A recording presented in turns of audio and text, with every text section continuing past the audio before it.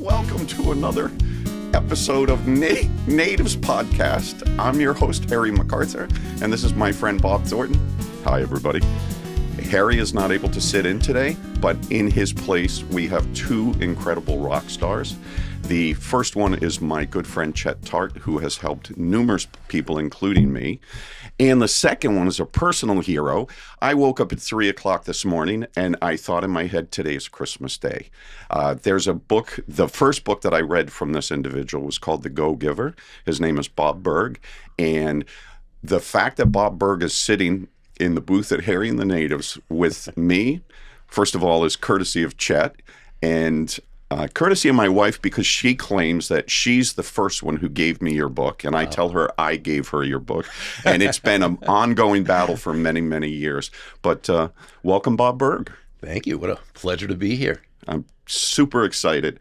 So we're hoping that you would tell us about becoming Bob Burg, like where you started, where you're from, and your history. Well, I was very, very fortunate to be born and raised by a couple of amazingly wonderful people, my mom and dad. So that was a good break, and grew up in Massachusetts. Got down here as fast as I could, and I've been here in Florida, and I've been here now for just about 40 years.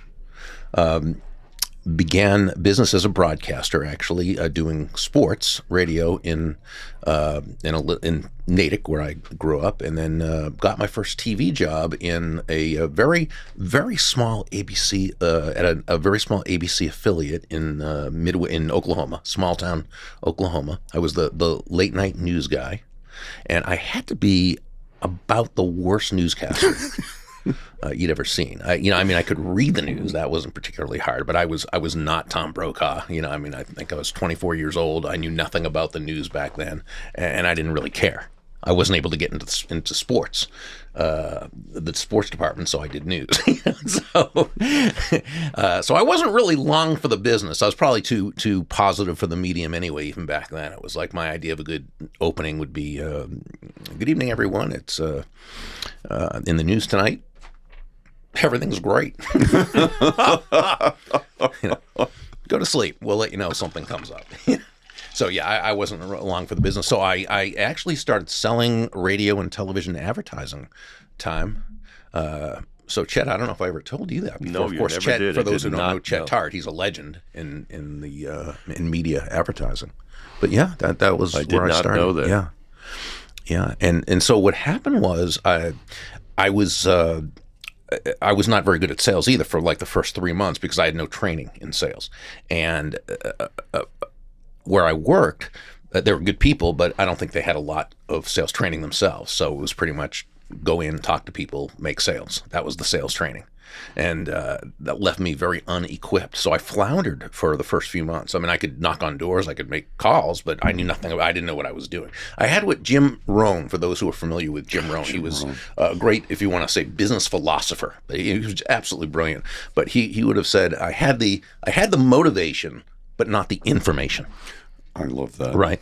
And you need both, because you can have all the information you want, but if you're not motivated to go out and do anything, you're not going to have great results. But so one day I'm in a bookstore. I just wasn't in a bookstore. I walked to that bookstore. I happened to go there. And I was looking for something that would help me. Now, I didn't know there were such things as sales books. This is 40 plus years ago. And back then, unless you knew about this kind of thing, you just didn't know. But I figured there's got to be something, because I'm flailing right here. I'm totally floundering. I'm not sure if that's a word. That's a fish. Well, floundering is definitely the right word. So I flounder very frequently. Okay. So, and I see these two books. One is by Tom Hopkins, and the other is by Zig Ziglar. Two of the icons hitters of the sales genre, if you will. And so I got their books and I took them home. And what I always say is I never read them. I devoured them. I mean, night after night when I got home, I would read, I would study, I would underline, I would highlight, I would note take, I would practice, I would drill, I would rehearse. And I just did this. And within about 3 weeks, my sales began to go through the roof. Now, I knew that there was really no difference in me as a person, in 3 weeks, any more than there was. But what it was is I now had a methodology. right? I now had a way of doing something. I had a system, if you will. And I personally define a system as the process of predictably achieving a goal based on a logical and specific set of how-to principles. The key is predictability. If it's been proven that by doing A, you'll get the desired result of B, you know that all you need to do is A and continue to do A and continue to do A, and you'll get the desired result of B. So this, to me, was like, wow. I have a way. I know how to do this now. So I became a sales junkie. I started getting all back then it was cassette tape albums. Again, a long time ago. Started attending seminars and doing, but here was the great thing about it, was that in all these books I read, tapes I listened to, seminars I went, they were constantly saying that you need to also read books on how to build yourself from the inside. So I started getting books like, and they would recommend books like How to Win Friends and Influence People, The Magic of Thinking Big by Dr. David Schwartz, the Think and Grow Rich by Hill. We were talking about Ogmandino earlier, greatest salesman in the world. There's just so many wonderful books. So I'm getting all these, and I'm just absorbing them, taking them in, and of course acting on them. It's not enough to just read the books; you've got to act on them. But here's what I'm realizing now. That success is really an inside job, right? I mean, it manifests itself outwardly, of course, but it begins here in the head and then into the heart. And you start becoming that person who is worthy of success. And that's kind of how the whole sales thing started. And then eventually I was sales manager of another company years later, and ended up, if we ever want to tell the story how I got into the speaking part, we can. It's probably boring to anybody but me. But so I guess we'll say yada yada yada. Here we are, But that's the how I got into sales, and sales has been really the thing for me that's helped me so much. How long or how many times did you hear people say to you, Bob, you really need to write a book, before you actually wrote a book? So this is a funny thing, I guess, because it has to do with me being a good student, not student in school. I mean, I barely graduated high school. I'm not proud of it, but I was just never there. And in fact, I remember my guidance counselor at graduation day at the ceremony, as I was walking off the football field where the ceremony was held, he saw me, and he said, "Burg, I can't believe I'm seeing you here today." Now, and here's the thing, though. He was a nice guy. It's not like he was one of these people, discouraging, and you say, "Oh, I'll prove to him." No, he was a great guy, but he was right. I was never there. I mean, I held no value. It held no value for me, value being perception. Of course, I regret to this day that I didn't take it more seriously. And then even I got in a very small state college, and I got in on academic probation. And I'm pretty sure if such a thing exists, I graduated on academic probation, okay? So it wasn't until I got into sales that my education started. But now I started realizing something. Burg, you don't know anything, right? And then to paraphrase Mark Twain, and I'm not sure if Mark Twain ever actually said this, he's quoted as saying, it ain't what you don't know that gets into trouble, it's what you're absolutely sure you do know that just ain't so. I don't know if he actually said it. It's attributed to him. It sounds very Twainian, Mm-hmm. So, but with me, that was the same with me. I thought I knew it all. So I was not very coachable or teachable when I was at that, until I started to get into sales and saw all these things I didn't know. And now I become aware of it. So anyway, once I get into the speaking business, to go back to the book question, I attend my first National Speakers Association convention, and my business. I'd been in business for speaking for a couple of years. It was on a different topic, but I was speaking with a couple of the older members.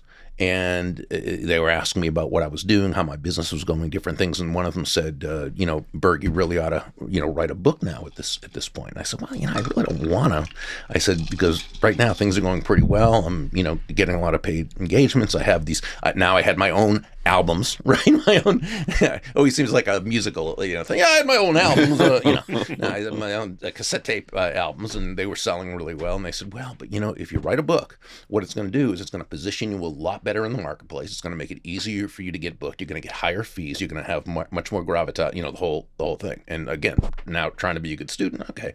And so I did. And I wrote this book called Endless Referrals, Network Your Everyday Contacts into Sales, which back then was like one of 3 books on the topic of business networking. Now there were like, 1,000 of them, and I've read many of them, and they're all great. I learned something from all of them, but back then there were like 3 of them, and mine was one of them, which was really, so that was really good. That was a good marketing plan. But before then I hadn't really ever thought of writing a book because I didn't think it was something I needed to do. And how many books since the first? I think there's something like 11 or 12 or something like that I've authored or co-authored. And do you have a favorite or?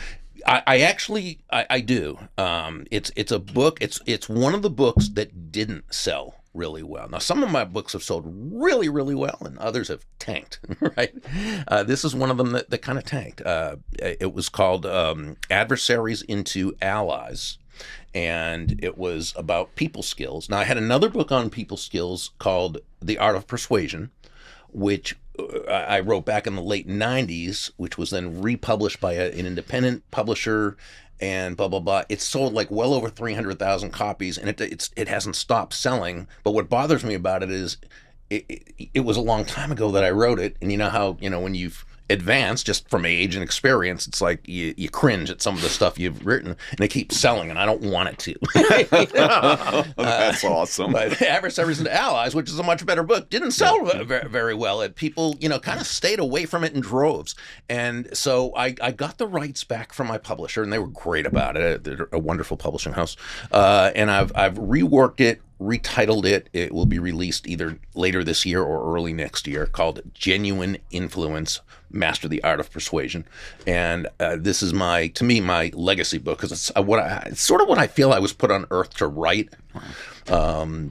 Of course, The Go-Giver has been a good book. It's sold over 1.5 million copies in 30 languages. So it's, and I love, that book. I co-authored that with John David Mann, who was really the lead writer, storyteller. It's a business parable, and John's just brilliant.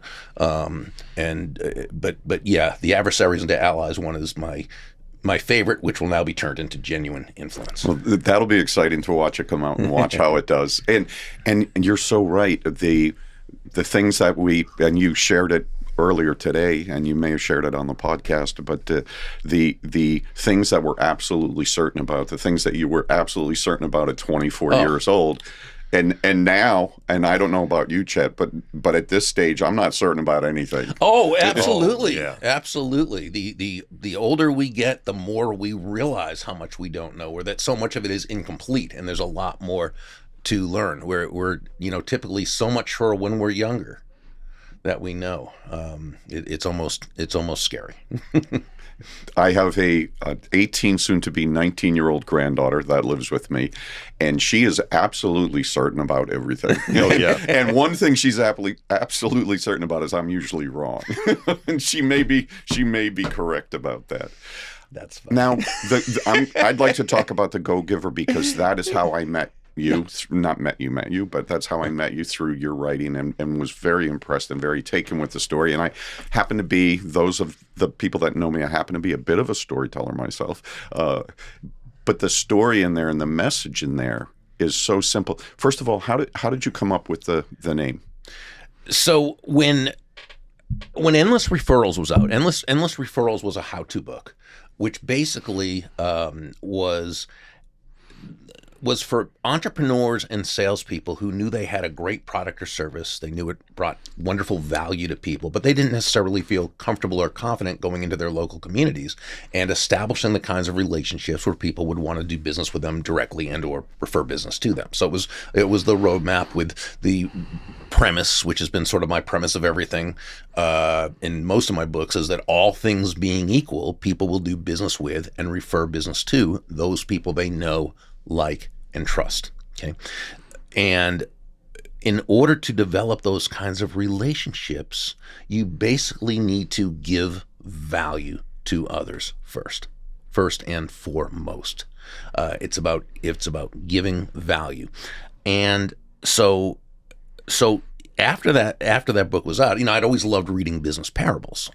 Starting with Og Mandino's, right, and then there were ones by, I'm sure you've read many of them by, the 1 Minute Manager and the 1 Minute Salesperson and the 1 Minute this and that by Doctors Blanchard and Johnson, and now John Gordon has some wonderful parables, and Andrea Waltz, Richard Fenton, lots of great business parables, and I love reading all of them. So I always thought it would be a great idea to take that basic message about the relationship building, the giving aspect of what that takes, and put it into a parable. But I'm not a parable writer. I can tell a story from stage, something that's happened, but a parable's a whole different genre. And I'll talk in a moment about meeting John David Mann, who was the co-author, and how this came together. But I thought, I came up with the title in terms of, okay, what's a person really need to do to establish the relationships? They need to give, okay, but they need to really be a go-getter while they're being a go-giver. So in other words, the action is the go part, the give is the value part. And so it was pretty easy to just come up with the title, the go-giver. Now, a lot of people, by the way, think the opposite of a go-giver is a go-getter. It's not. We love go-getters if you define a go-getter as someone who takes action. Because as we know, you can have the greatest thoughts, best intent, the most incredible ideas, but unless action's taken, nothing's going to happen. It simply cannot happen. So we say be a go-getter, a person of action, and a go-giver, someone who's absolutely, totally laser-focused on providing immense value to others. It's a great combination. We would say the opposite of a go-giver is a go-taker, right? That person who feels entitled, if you will, to take, without having added value to the person, to the process, to the situation, right? And those types of people typically are frustrated because they're rarely as financially successful as they think they deserve to be. And sometimes they are, by the way, because they're still giving value despite not caring about giving value, but they still are. But the challenge with even doing really well as a go-taker is that it's not very sustainable, because you don't have people on your side. You don't have people rooting for you. You don't have those referrals and those. And even if you do, go-takers tend to have really lousy personal relationships. And just by the very nature of who they are, and of course, what's really the purpose of life if you don't have those great, personal relationships too. So we like the combination of go-getter and go-giver, but that's how we came up with the name of the book itself, because the whole thing is about focusing on providing or giving value to others. Wow. So, can a go-taker become a go-giver? Oh, they can. They can absolutely, but they have to understand why it's in their best interest to do so. And that's the key. It's not a matter of just saying, hey, there's a better way of doing it than you are. Right? First, because people just generally don't accept advice or critique that way, but also what they're doing has been working for them to a certain point, okay? So they've got to have, so one of the things I've suggested to people, because I've often been asked by clients of mine, well, what about the people who are really just coming into the, these, our new salespeople, let's say, and let's say we're not talking in the leadership element here, but we're talking about just, the sales aspect of this. And so you have a sales manager, sales leader who's bringing on new salespeople. I say, well, a lot of these people, they have been brought up to believe in the, to be go-takers in a sense, to think that's what, and by the way, it's not just this generation, it's human nature a lot of times. And that's just, what it is. So how do you help this person become a go-giver? And so, I say it kind of begins with helping them to understand a very, very key point. And I used to say this whenever I spoke at sales conferences when I was back in the days when I was on the road speaking, and I'd be in front of a whole room full of salespeople, and I'd say, the first thing I'd say is, nobody's going to buy from you because you have a quota to meet. Wow. That's a great, great quote. Yes. Yeah. They're not going to buy from you because you have a personal sales goal. They're not going to buy from you because you need the money. And they're not even going to buy from you just because you're a really nice person, even though I'm sure you're a really nice person. They're going to buy from you. They're going to do business with you because they believe that they will be better off by doing so than by not doing so. And when you think about it, that's the only reason anyone should buy from you or from me or from anyone else. So it behooves us, okay? It's actually in our best interest to put our self-interest aside and focus totally on the value we are bringing our prospective customer or client. So, if you have a new salesperson and you're trying to share with them why it's in their best, that's what you do. You share with them why it's actually in their best interest to focus on that person. And even taking them through a conversation, if you will, it's let's say I'm the salesperson, you're the prospect. Okay. And, because some people say, well, but I really need the money now. This go-giver, focus on them. That's great once I have the money, but I need the money right now. I need the sale. Okay, so there's a premise here, and there's a false premise here, and that is by focusing on the money, that's going to help you earn the money. Mm-hmm.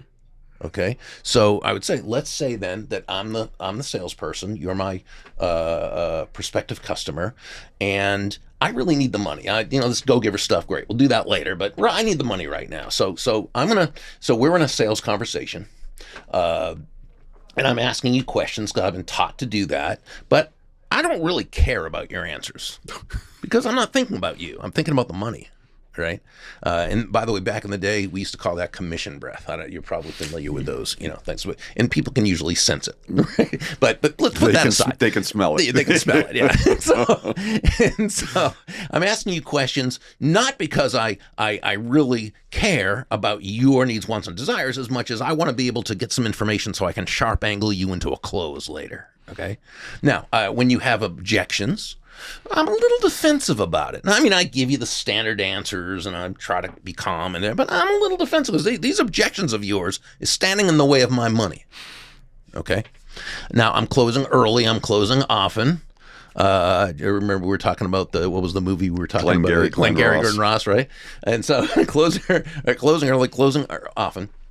And by the time we get to the end and I ask you for the order, are you more likely or less likely to want to do business with me because you feel I have your best interest at heart?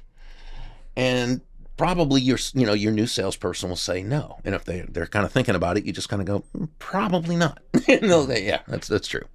Now let's take the same thing. I'm the same salesperson. I still need the money, okay? But what I'm going to do is I'm going to take my self-interest and I'm going to put it to the side. First, because it's just the right way to be. But secondly, I know it's in my own best interest to do so because this person doesn't care about my financial situation. And I'm going to focus on you. And now, during our sales conversation, I'm going to ask you questions. Only now I'm listening to your answer. And I'm listening, as Stephen Covey taught us in 7 Habits of Highly Effective People. I'm listening to understand, right? And I'm even going deeper. I'm understanding that because we both come from different sets of beliefs, I may not understand exactly what you mean by what you say, and I want to make sure to respect and know that I'm hearing you correctly, so I'm diplomatically and tactfully asking you to clarify. I am making sure I know what you need, what you want, what you desire based on what you've told me, right? When you give me an objection, not only am I not defensive, but I'm encouraging, and I let you know, thank you. That's a wonderful question. And rather than try to overcome the objection, what I'm going to do is instead look to work correctly within the objection, okay, so that we get to the actual root of the objection. Not just what you said, but why. Why it's an objection in the first. What's the real issue? And we're going to work on that together. And we're going to work through it together until you feel very comfortable and we've handled it correctly as partners. Only when I know, by the way, that when I truly understand your needs, wants, and desires? Am I going to connect the benefits of my product or service with those needs, wants, and desires? But here's the thing. By the time I ask you for the order, I'm simply asking you to take action on something you have already told me that you want to do. More than anything, though, you can sense that I have your well-being at heart. Are you more likely or less likely to want to do business with me right now? Absolutely. Right. And so that's how we would teach someone to shift their focus and understand why it's actually in their best interests to do business, to sell as a go-giver. Wow. And for me, and I'm sure you can identify, I don't like salesmen. For a guy that's been in sales his whole life, I don't like salesmen. And you know, the closing techniques. And I believe I was 25 years old and I had my first business. It was a flooring business. And I was big, pulling around a 260-pound floor sander. I weighed 225 pounds with about a 30-inch waist, right? I was a scary dude.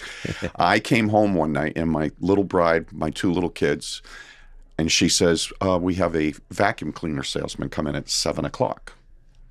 And I said, why do we have a vacuum cleaner salesman come in at 7 o'clock? She goes, I couldn't get this guy off the phone.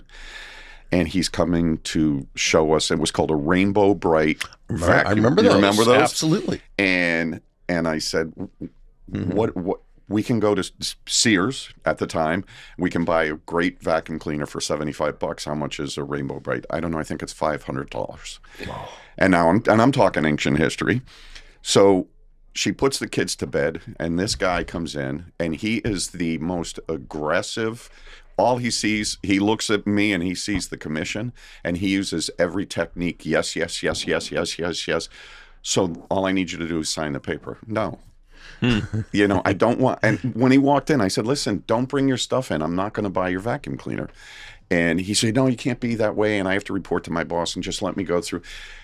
2.5 hours later, he's still sitting at my kitchen table. And I've been as polite as my 25 testosterone-fueled male body can be. And I finally looked across at my little bride and I said, go check on the kids. And she knew the look. She scurried off to check on the kids. And I leaned across the table and I said, you have 2 minutes to pack up all your stuff and get out of my house. And if you don't pack up all your stuff and get out of my house, I'm going to throw you through that screen door. And he looked at me for a minute and goes, you're not kidding, are you? And I said, do I look like I'm kidding? So it was right then that I made a decision to never become a salesman, never be a hard sell. A hard sell salesman, right? A hard sell salesman. So thoughts on that? Yeah.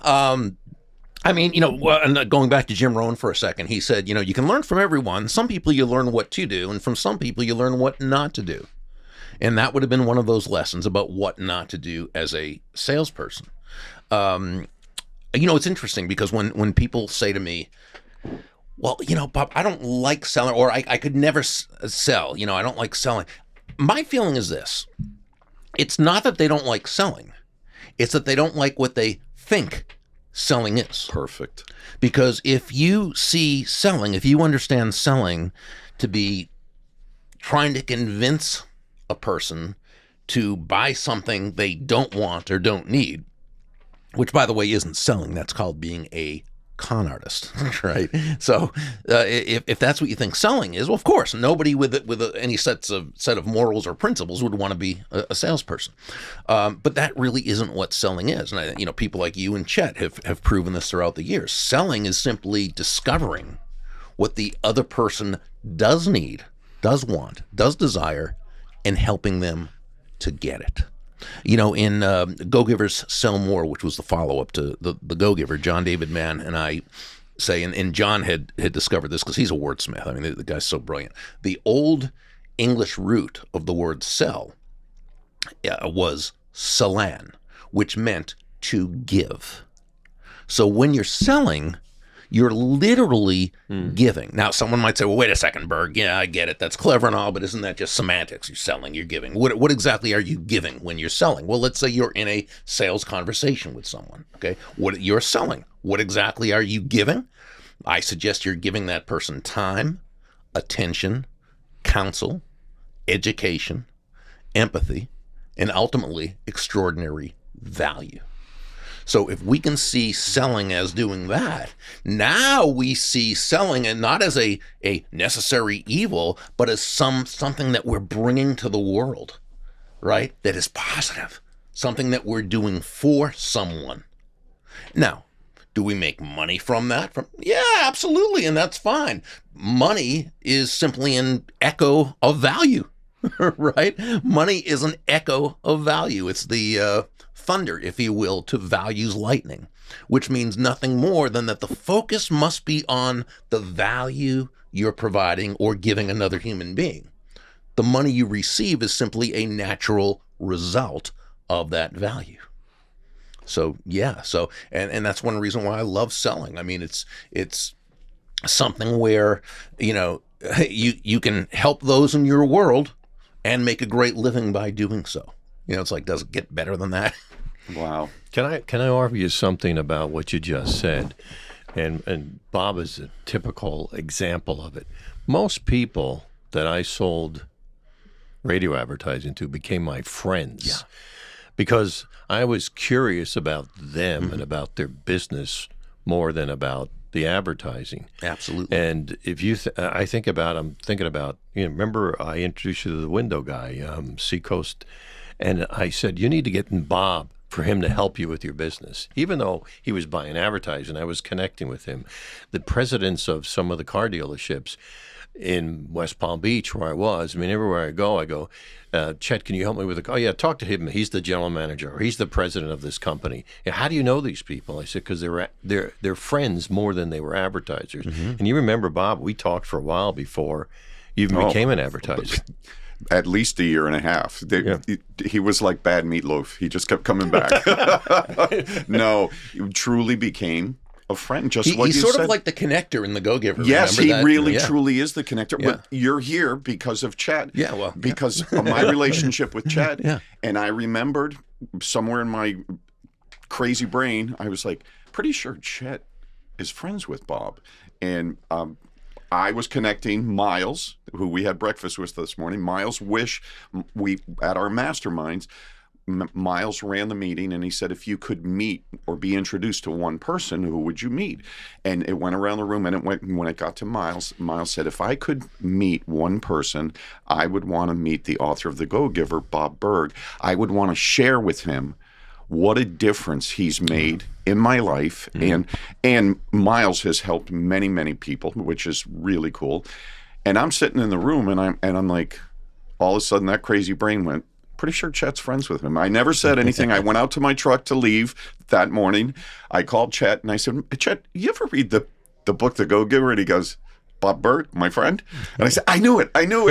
And lo and behold, here you are. And when I did that with Miles, I never thought about Bob Burg coming to Harry the Natives and being on the podcast. And then my friend Chet, when he called me the next day, he said, hey, how'd you like to have Bob on your podcast? And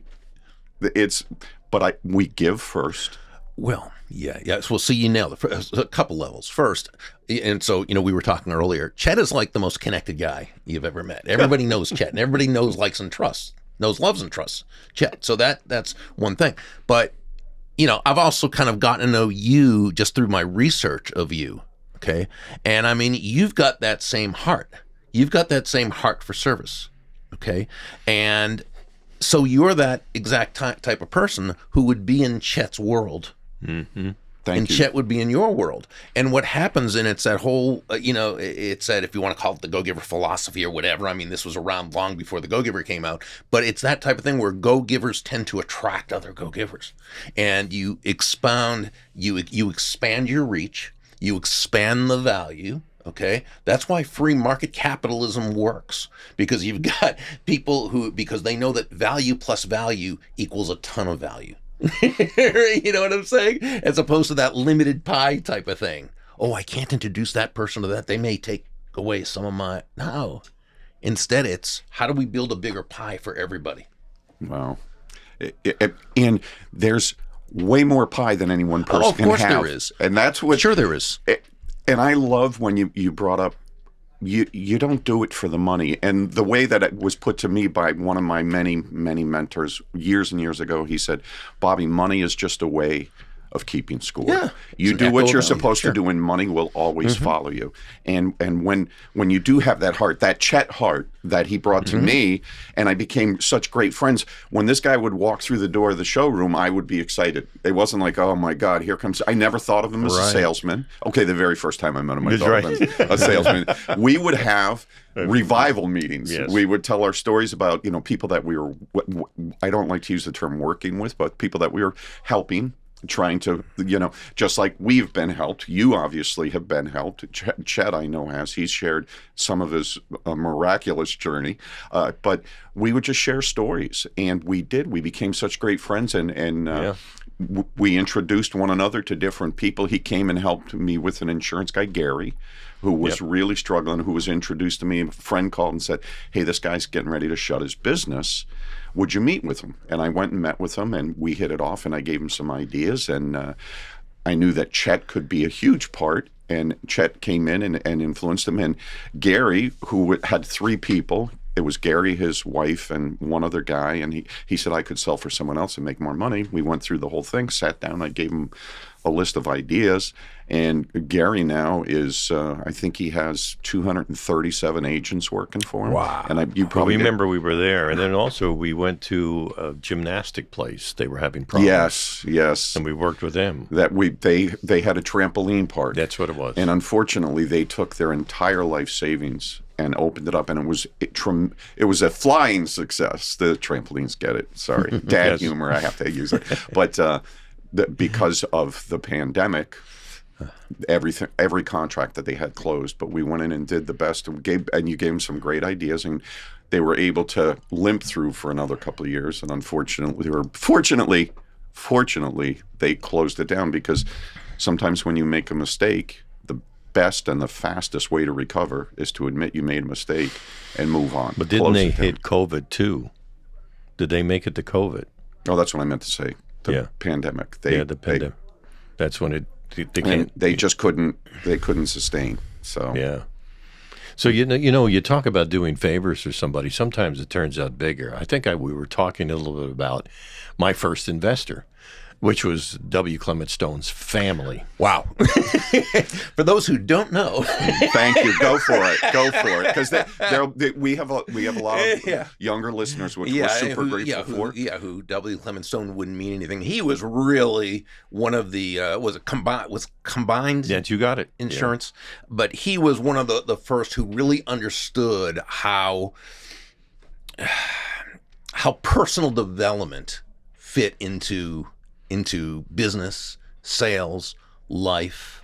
I mean, they were the Orison Swett Martins who came before him, and they were the Wallace D. Waddles, and but W. Clement Stone was the guy who really took that and made it a whole industry off of what he was doing with insurance. And he was the mentor and sponsor, if you will, for many people who then came into that business. So the story is that wow. I'm working in New York. I'm 28 years old, 29. I'm a senior vice president in New York.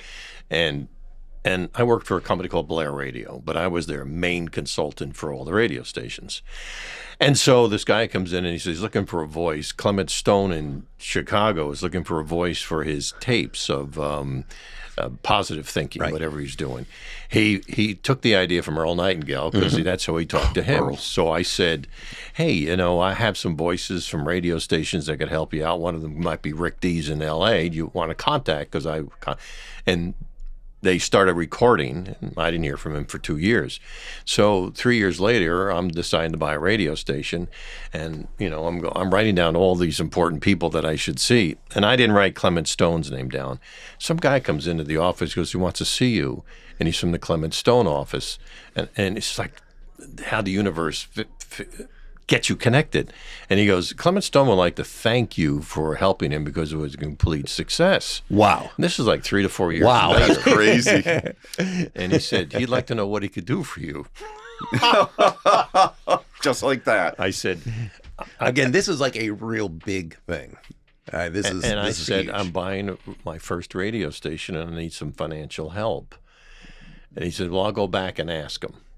So he goes back and talks to him, and he said, I'll be glad to help, Chet. I'm buying hospitals, but my son in San Francisco, where's the radio station? It says Monterey. My son in San Francisco will help you and give you the money first. Fly out there Saturday with your partner and do the business plan, which I did not have. This is a Wednesday. I did not have and I don't know how to write one. And there's no Chat GPT. There's no Chat GPT. There's no internet. There's nothing. By the way, flying back then was so much easier. There was no security, nothing. You would get on a plane. So I called my partner who was in Atlanta. I said, hey, I think I got the money, but we have to be in San Francisco Saturday at lunch. He said, okay, you take a plane out at 6 at Atlanta. I have a 6:15 flight out of New York, and we'll both meet in San Francisco. They both land within 10 minutes of each other at 11:35. We'll take the cab over to his house. But can you write a business plan? He said, in 3 days? I said, yes. So anyway, that's how I got the money. I mean, it took it. When you look back at it, it was terrible. But he said to me, walking out the door, he says, I'm not investing in this business plan. I'm investing in you because what I saw in you is what I'm giving you the money. So the mistakes and everything are made. It's going to be you. Mm-hmm. And then the son gets married and I'm invited to the wedding. The people he brought to the wedding are like every book you ever want to read, they wrote it. Bob Schuler was there. The Hour of Power. Yes. And I think it was Norman Vincent you said Peale. Norman Vincent Peale, and or Dale Carnegie, one of the two. Dale Carnegie. Well, it's one of the two. But they were all at the, he invited all these, and there's other people there who I didn't know, but they were probably just as rich and famous as they were. So, and it goes back from what you just said, giving to this guy. I just, I read all his books, and he said, he needs a voice. And he coming to me. And then 3 years later, out of the blue, which I guess there's never out of the blue. It tends to not be. We think we have a name for that. We call it the law of left field. Okay, because it seems to come out of nowhere, but it really doesn't. It comes out of everywhere.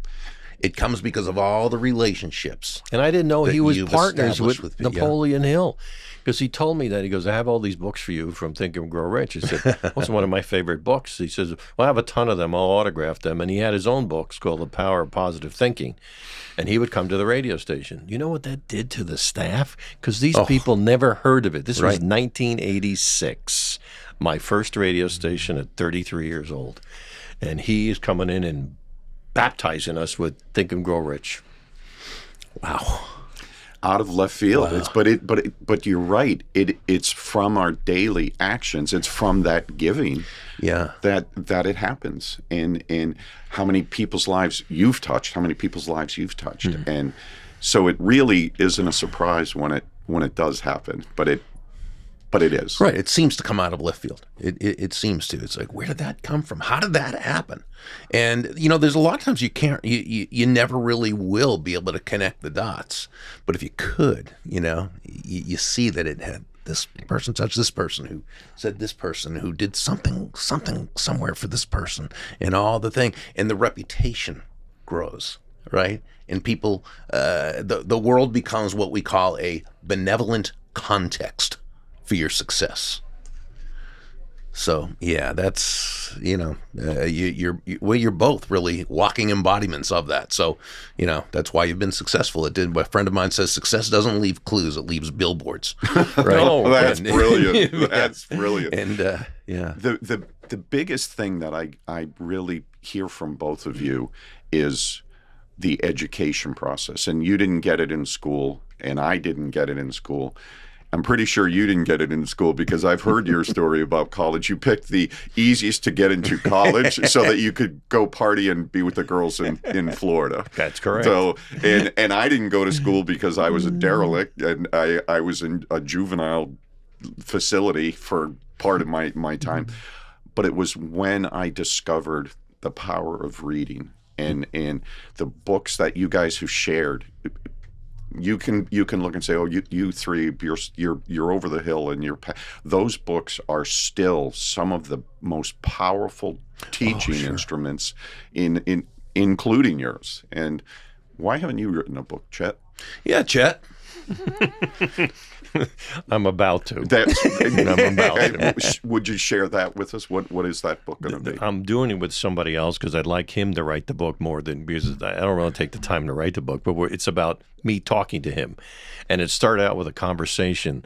The conversation was, I said, we were talking about sales, and I said, every time I go to a construction company or some other business, they're always talking about they have to get three.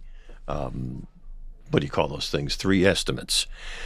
And they always, they're going to go with the cheapest one, and we got to go with the cheapest one. And for some reason, I said one day, he goes, so the guy who's the most expensive on top has to go out of business. Is that what I'm hearing? He goes, no. I said, then why is everyone I talk to have to give the cheapest? I mean, I have a roofing guy. He comes in way below the marketplace. I said, so the top guy is not making money. And they all say, yes, he is. And I said, we need to write a book about that. We need to write a book about how the guy, because that's a big secret. He's making money, but everyone taking the lowest bid. I said, this is nuts. So my guy is a sales trainer, and he said, this is a great book. So we're writing the book where it's a story about this guy's complaining, and he meets me, and I ask him that question, and then my friend Kent comes into the picture, and we both discuss why we interview all the people on the top and how they're making money. That's what the book's going to be about. Awesome. We're on chapter 6. I love it. And I can't wait to buy it for all my sales guys because it's just so true. You know, and we spoke about that earlier at breakfast that you know, once you start selling price, you're in a race to the bottom. Oh, sure. You sell on low price, you're a commodity. Sell on high value, you're a resource.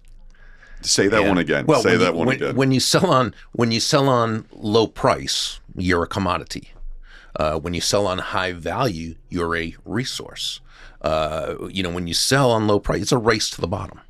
And that person who buys from you just because your price was lowest, he or she will leave you when they get the lowest price. Not to mention, when you sell on low price, there's not enough of a margin for you to really be able to put the time and energy into serving that person. So that person who buys on low price actually loses, okay, because they don't get quite the value that they could have gotten because you've got to be out there chasing other low price customers. Mm-hmm. Right, and so you know the difference maker is rather than selling on low price, find a way to add more value, to bring more value to the experience itself. You know, anybody in any field, and you know these days technology has really leveled off the playing field. I mean, we were talking earlier, TVs generally work. It used to be different. You know, when I was a kid. Maybe I think you guys are a little younger than I am, but we used to have these rabbit ears on the top of the TV, and tubes in the back, right? Yeah, and you had to hold them a certain way, and sometimes stand on one foot to make sure that right. Well, these days, you know, I mean, things work, and prices are generally the same. So if you're competing on that, you're in trouble right from the start. But even the person who's the professional, like the accountant, okay? What is an accountant doing? Well, they're providing great value in terms of saving you money that on your taxes you wouldn't normally be able to save. They save you time, right? And they also provide you and your family with the security and peace of mind of knowing it was done correctly, okay? Now, that's great, and there's wonderful value to that. But every other accountant can pretty much do the same thing. That is what they do. That's called the intrinsic value of a product or service. It's by its very design, that's what it does or what they do. Okay? So, and so what happens if everybody can do the same thing? Human nature says, in terms of a buyer, well, then I'm going to get the same value at the lowest price I can. So what if instead you find a way to make the experience so fantastic, so amazing, so wonderful, that person is not only willing but happy to pay a higher price because they're getting so much more from it. Okay? There are many ways, by the way, to add that extrinsic value, right? It comes down to what we call the elements of value: excellence, consistency, attention, empathy, and appreciation. and each of those is a seminar in itself. But let's look quickly at just one, if we can. Harvey Mackay, you may recall, he wrote Harvey Mackay wrote the classic "Swim with the Sharks Without Being Eaten Alive." It came out in the 90s. He was an envelope. I think he still is, actually. He was an envelope manufacturer, Mackay Mitchell Envelope Company. Now, you talk about a commodity-based product. As Harvey said in his book, in the always fascinating world of envelope manufacturing, there really isn't anything that one manufacturer can do that all their competitors can't do. So they must sell on low price. That's got to be the only thing they can sell on, low price. But no. Year after year after year, Mr. Mackay's salespeople outsold the competition at higher prices, very healthy margins. How?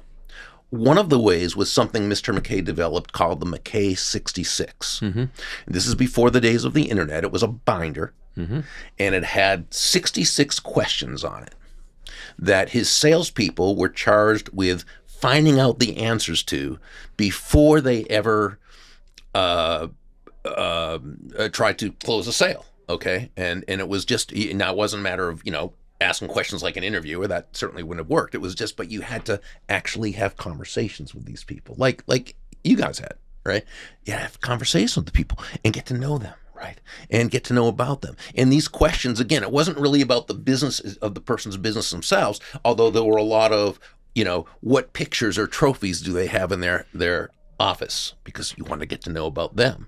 Or it might be questions about their family, their occupation, not about their recreation. Were they skiers? Were they hikers? Their message in terms of what charities were they involved in? Did they go to college or university? Are they proud of that? What fraternities were they in? It might be. So there's all these questions that just have to do with getting to know this person as a human being.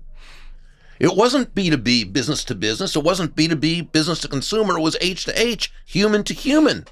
Okay. Wow. And so by the time these people needed to put in a huge order for envelopes, they weren't dealing with just a generic envelope salesperson.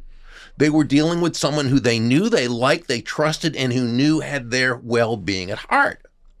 Now, you might say, well, okay, Bob, that's fine. But these days, you can just get a lot of that information if you do a search for that person over the internet. And by the way, sure, any kind of great information you can get, that's not creepy, about person to get to know them better beforehand. Look them up on LinkedIn or, wherever it happens to be, great.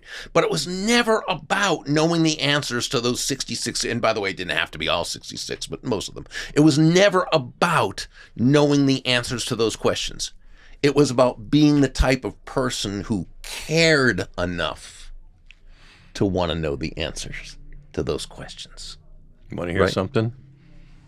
When the book came out, I called him, and I got the 66, and I talked to him for an hour. Doesn't surprise me.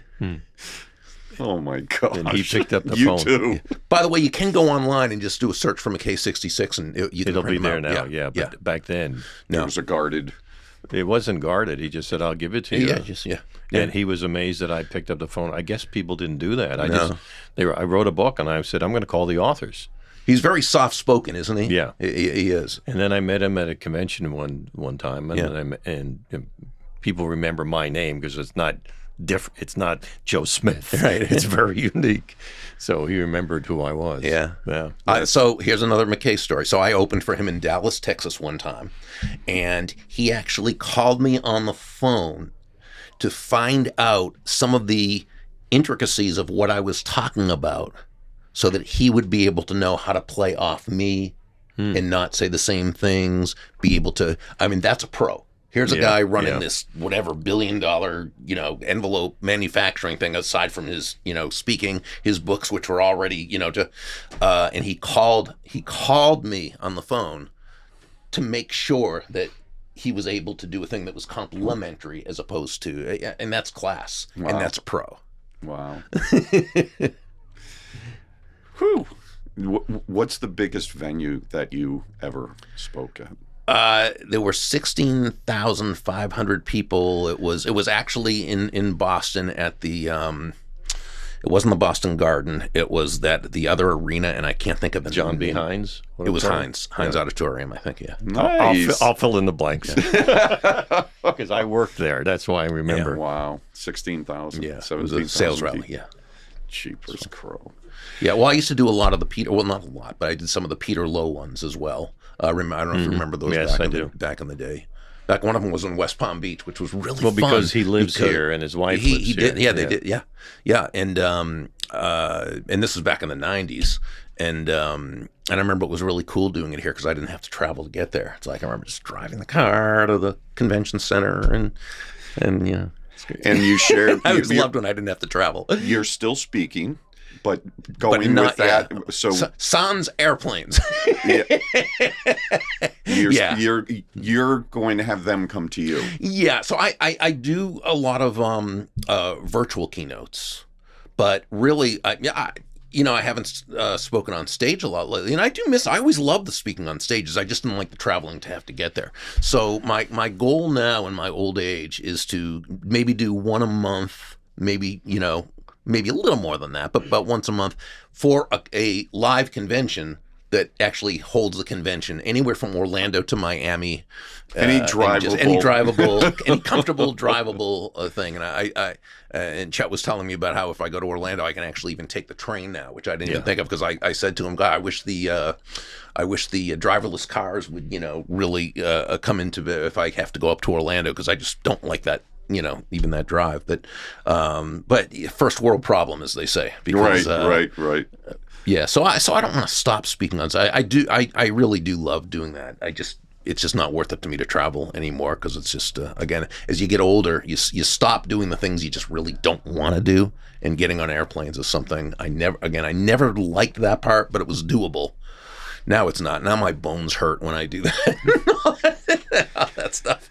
So this is a question for both of you. First of all, I never write down anything. I just let the universe bring it and the person bring where they're going to go. I was so excited about this that for the last 2 weeks, I wrote down 4 pages of questions, boiled them down, went through them, changed them, and I this morning promptly left them at my house. I had the Amy's original book of yours, and I was going to sneak it in so that I could have you autograph it, and I conveniently left it at the house. But the one thing that I was hoping that you would both share is we talked about going through COVID and how it affected especially younger people. And what message, like what can you bring across to a 25-year-old who was isolated through that and they're struggling, and they're still struggling because of it? Yeah, struggle for good reason. The challenge is we just have to make a decision to not let those struggles define us. It goes. The last year and a half, I've been studying a book that I've found really helpful. It's by a guy named Michael A. Singer. And it's called Living Untethered. He's written a number of books. They're all great. I've read them all. One was The Untethered Soul, which is the one most people know because it was his first one. And then The Surrender Experiment. Surrender not meaning giving up. It means understanding reality is reality. Surrendering to reality and operating within reality. And then Living Untethered. It actually has a new one out that I just got, and I've been listening to the CDs. I mean the tapes and CDs. Burg, you're so old.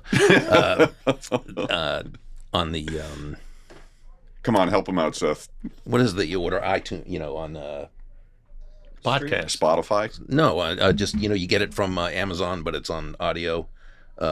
Audible. Thank you. Yeah, all of those would have worked, by the way. But yes, listen, young guys, we're counting on you for this stuff. Yeah, and I've been listening to that over and over and over again. But one of the things he talks about, which is really good, and I can't recommend Living Untethered highly enough. I think that is just a game changer. Living Untethered. But one of the things he talks about is when you look at these things that have happened, and it could be COVID. Then that, to me, what the school system or what happened to those kids, especially the young kids, that is to me just disgraceful. Okay, but that and other things that happen in life that are horrible, because reality says horrible things happen sometimes. Okay, and what we've got to be able to do is work through them and release them. Okay, and not let them define who we are or what we do. Now, this is not easy, okay? And we don't want to ever come across as saying it is. You know, I'm still working on things that I've been dealing with for years and years and years and years. We all do. And his book has helped me with a lot of these. But yeah, so I think it's really understanding that, yeah, this happened. Whatever it is, it happened, okay? And you have a right as a human being to feel badly about it. You have a right as a human being to feel all the feelings, the negative feelings that you have about it, not to deny those feelings. That's the worst thing you can do, okay? And let those feelings be there. And also let them pass through you. Let them pass through you. And again, his book teaches exactly how to do that, which is, fascinating. But yeah, I think it really comes down to that, Bob, that you just got to be able to, to take on that challenge. And every day, I even put a thing that he had out right on my computer that says, my daily goal or my daily purpose is to work, is to release and let go, those things. And I look at it every day. That's powerful, but not easy, but necessary. No. I had a mentor you put me in mind of, a great mentor. And I was a much younger man. And I had all of this crap that had happened to me, and I'd been through. I'm going to keep it all and I'm going to lock it in. And he finally said to me one day, he said, Bobby, you can paint an outhouse. You can put beautiful flowers on it. You can do murals on it. And you can paint and have the prettiest outhouse in the world. But when the sun comes out, it still stinks. You have to pump the outhouse out, or you're going to stink. Mm-hmm. And it's something 100 years later that I'm still working on pumping that outhouse out. We never stop.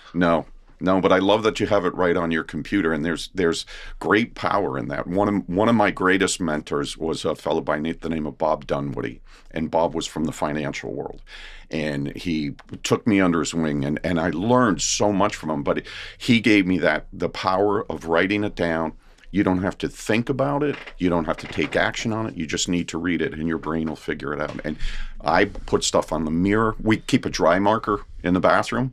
Write something on the mirror. Sometimes it's a little love note to Amy. Sometimes it's something I need to do. Sometimes it's something powerful. I put them in my truck, tape them, so I have to look at them all the time, and my brain figures it out. So, and Chet, how would you answer that with young people? Because you're the youngest guy that I know. Like you just hang with everybody. But I had an opportunity to speak to a young professionals group, and at the end they had questions, and one of the questions was, "What are we doing wrong? What have we lost?" And I said, "You guys aren't doing anything wrong. We are. We let you down." So what message would you bring? I looked at it as the biggest opportunity there was. COVID was apt, and I talked to the grandkids about it, and I start with me. First of all, I was happy it came because I got out of the radio business during that time and started Vistage. And I picked up the phone and started calling people I haven't talked to in a long time. And that's when one guy said to me, you used to consult radio stations. That's what Vistage is all about. Why don't I connect you with them? Because I didn't know anything about it. That's number one. Number two is that I would get out every morning and start walking. And I met so many interesting people walking that I became great friends with people I didn't even know. Mm-hmm. And I'd go to the house for dinners. We became good friends. And I looked at that. I looked at it as a very positive time. I also changed walking all the time changed the diet, and I lost a lot of weight, which was a positive thing. A friend of mine, I started doing a lot of Zoom calls, and I was able to connect with the most powerful people because they had nothing to do. Remember the guy who, Jesse Cole, who created Savannah Bananas? Mm-hmm. They weren't playing baseball. I called up, I said, would you do a podcast? So he did a Zoom podcast.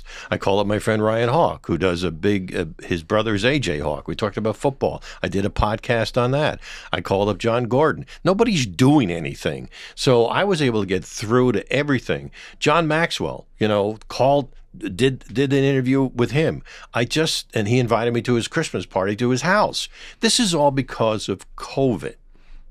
Without COVID, none of these doors would have been open because we did. And Zoom, if you looked at their stock, whoosh, like this. It zoomed. But the kids, I talked to them about what they got out of it. What was the positive thing that you got out of this?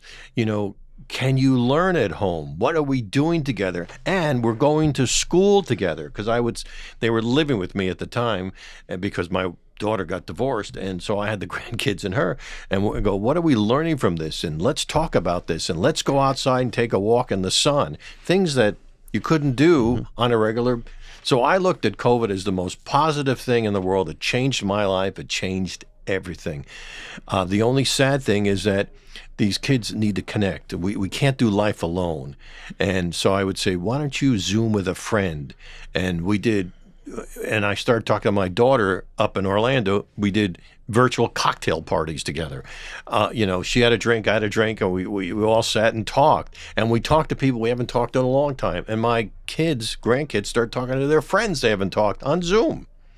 So I said, you have to look at every situation in your life and say, what is the opportunity that's in the challenge?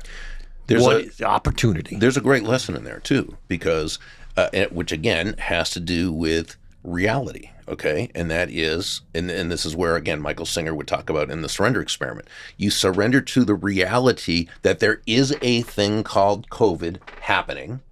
Okay, but you don't let that define you. Right. You say, okay, individually, which is the only thing I have the power over, because we don't have the power over what the government's doing, and we don't have the power over the schools not being open. We don't have the power over all these things that are going on, which I think are kind of yucky. Okay. But what do we have the power to do? We have the power individually to influence our personal world. Right. And Chet, what a beautiful job of doing that. And that is absolutely, for me, when they said, when COVID first started, and they said, well, what you need to do is stay inside, be alone, wash your hands a lot. I said, welcome to my world, because, to me, I'm a loner, and I'm pretty much, that's how I am. And I'm always washing my hands. So, to me, I wasn't harmed by it. So, but I also knew what was going on out there. And so forth. But I think you gave a beautiful example of anything in life that happens that when you can default to, okay, how do I make this an advantage? How do I use this for good? Mm-hmm. How do I find a way to take this and use it to uplift both myself and those in my world? Kudos to you for that. I think that's just fantastic. And that is just between the two of you, that is the biggest lesson, is that shit happens to everyone. Mm-hmm. It's what you make of it that makes the difference. Knock down 7 times, get up 8, or however the saying goes. Everyone, the rain falls on everyone, the good and the bad. Mm-hmm. And it's, what are you going to do with it once it's happened? Pick yourself up, dust yourself off, and look at the opportunities. Like you said, what a great thing. We, fortunately, my company, we were first responders because we were making houses safe for storms. So we were able to work all the way through it. And in the interim, I looked out at how many businesses were failing, and it just breaks my heart, because small business is the backbone of this country. Absolutely. So a friend of mine and I got together and said, well, what can we do? So we went around and started making commercials just off of our phone. And we would set up and I'd say, hey, Bob, can we come to your place and you tell us about what you do? And we started filming people and getting them exposure. And how can people safely shop in your store? I had, because of the left field, I had a friend of mine say, oh, well, there's a fella that travels the world. When you hear about an outbreak in Africa, he teaches the doctors and nurses how to stay alive. And he's stuck in Port St. Lucie. So I said, wow. And I called him up and I said, how would you like to come in and educate all of the people in our company on how to stay safe when they're going into people's homes and how to keep the customer safe? And he did 3, because we have a lot of people, he did 3 separate classes and taught them, wash your hands. When you walk outside, he said, from the moment you leave your home, your hands are now your enemy, so don't touch your face, don't touch your eyes. And this is for anything. Right. And when you go home with your groceries, the first thing you do, you put the bag down, you scrub your hands, you put on a pair of gloves, you get rid of the bag. Well, we were able to take that information and I turned it into a commercial with Chet on the radio. And I said, for your protection, all of our people are now certified in how to keep you safe while we're working in your home. And we went through it. We actually increased our business during it. I had a lot of installers came from other companies that had closed down and said, hey, because if you're in and you remember, we used that for Seacoast air conditioning. We used the same doctor. Yeah. We said they were certified, and we had hazmat suits because they weren't allowed in gated communities. And after we did that commercial, he said the gated communities let us in, and we were certified for COVID. They had hazmat suits, and because air conditioners went out in the summer. But we ran a commercial for Seacoast. I mean, the combination of, I'm talking about advertisers as friends. I said, hey, Bob just did that. What do you think about getting the same doctor doing that? It was just, that's the result of this. Yeah. Being friends with Chet when he was at the radio station, we did so much through that radio station for the community. And when they had the terrible hurricane that settled over the islands and stayed, opened up the radio station, we brought in, Operation 300. Yeah, I remember that. We ran a rescue mission out of the Martin County airport on the radio all the time, talking with people. And it was the community turned out in droves. I stood on that, just car after car after car, unloading them, loading them onto planes, flying it over there. That was all you. Thank you. Yeah, we had a great time.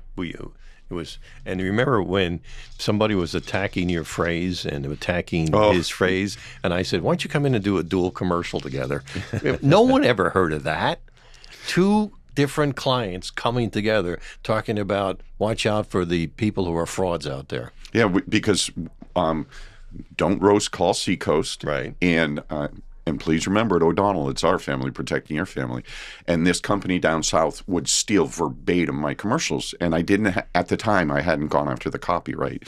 And they started stealing Seacoast. And John from Seacoast called me up because I was mentoring him because of Chet. And he was so angry. He's like, I just heard this commercial and they're stealing my... And I said, congratulations.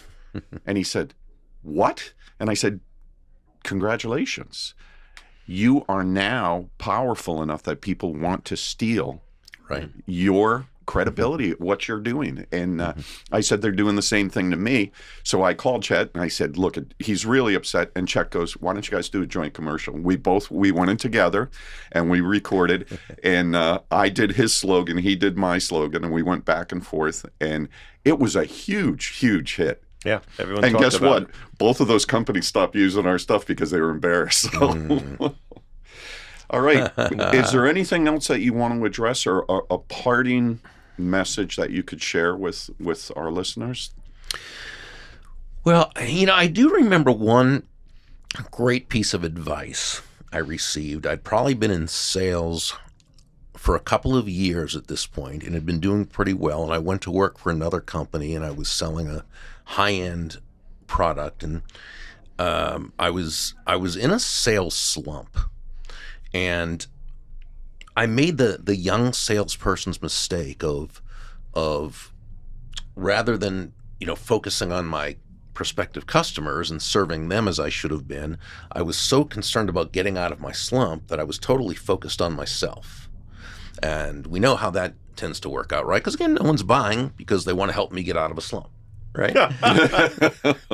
And I remember there was an older guy at the place where I worked. He was not in the sales department. I think he was an engineer in the engineering department, and he retired soon after. He was one of these guys, the type we've all met. He didn't say much, but whenever he did say something, it was always profound. And I think he saw me as someone who had potential. He saw me sort of as Joe in The Go-Giver, right? That I'd co-authored 25 years later, whatever it was.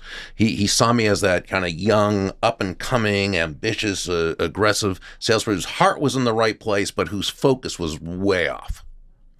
And he said to me, Burg, he was a last name kind of guy. He said, Burg, can I give you some advice? And I said, yeah, please do. I need it.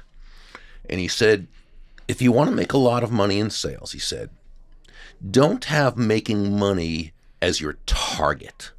Your target, he said, is serving others.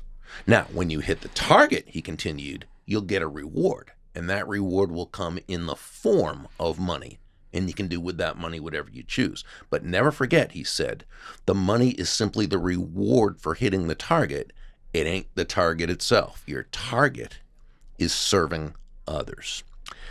And what that said to me was, great salesmanship is never about the salesperson, right? It's a great salesperson is never about the product or service. As important as those are, that's never what the sale is about.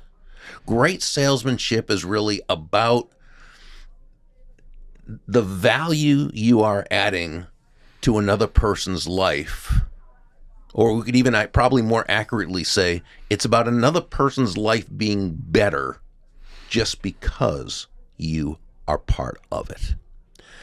And I think that when we approach sales, when we approach business, when we approach life from that foundational premise, we're really 9 steps ahead of the game in a 10-step game. You want to go after that one? No, that's great. I got nothing. I think we're going to say, listen, I know you're out there and I know you have a story and people need to hear your story and people will benefit from hearing your story. We definitely will. And I cannot thank you two enough. It's just, I'll cry. It just was that good. It really was. Ivan's got the apron on, Harry's got his props. Ken is sticking out his tongue, just hope that hunter stops.